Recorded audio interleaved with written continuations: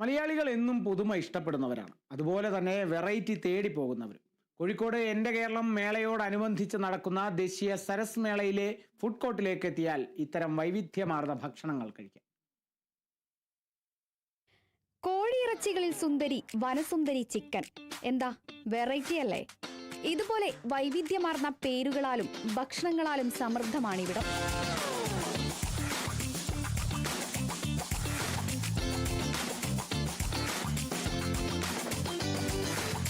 കേരളത്തിൽ നിന്നുള്ള ഭക്ഷണങ്ങൾ മാത്രമല്ല ഇവിടെയുള്ളത്.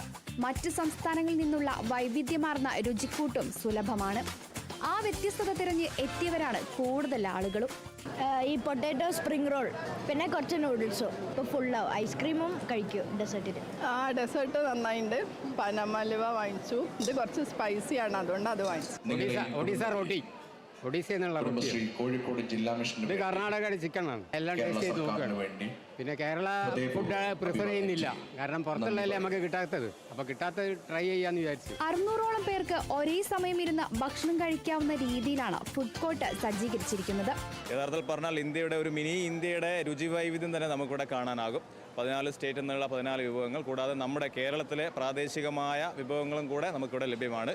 ഫുഡ് കോർട്ടിൽ ആകെ 50 സ്റ്റാളുകളാണുള്ളത്. ഈ 50 സ്റ്റാളുകളിലും പലവിധങ്ങളായ ഫുഡുകൾ നമ്മൾ കൊടുക്കുന്നുണ്ട്. കോഴിക്കോട്ടുകാർ മാത്രമല്ല, വിവിധ ജില്ലയിൽ നിന്നുള്ള ആളുകളും പുതുരുചി തേടി എത്തുന്നുണ്ട്.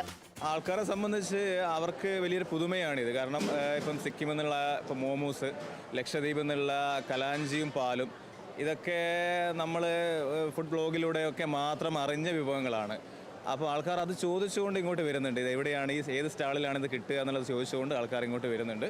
അറിയാലോ, കോഴിക്കോടുകാരെ സംബന്ധിച്ചൊക്കെ ഭക്ഷണ വൈവിധ്യങ്ങൾ തേടി പോകുന്നവരാണ് നമ്മൾ. എത്ര റിസ്ക് എടുത്തായാലും എത്ര ചിലവ് വന്നാലും പുതിയ രുചികൾ എവിടെയുണ്ടെന്ന് തേടി പോകുന്ന ആൾക്കാരാണ് നമ്മൾ. അപ്പോൾ ആ രീതിയിലുള്ള റെസ്പോൺസ് തന്നെയാണ് നമ്മുടെ ഫുഡ് കോർട്ടിനും കിട്ടിക്കൊണ്ടിരിക്കുന്നത്. ആൾക്കാർ വളരെ വൈകിയ സമയങ്ങളിൽ ഇപ്പോൾ ഇവിടെ എത്തുന്നുണ്ട്. ഇനി സംസ്ഥാനം വിട്ട് പോവേണ്ടതില്ല. വ്യത്യസ്ത രുചിയിലുള്ള ഭക്ഷണങ്ങൾ കഴിക്കാൻ നമ്മളെ കോഴിക്കോട്ടിലേക്ക് എത്തിയാൽ മതി. കുറഞ്ഞ വിലക്ക് വലിയ ഗുണമേന്മയുള്ള ഭക്ഷണം കഴിക്കാം.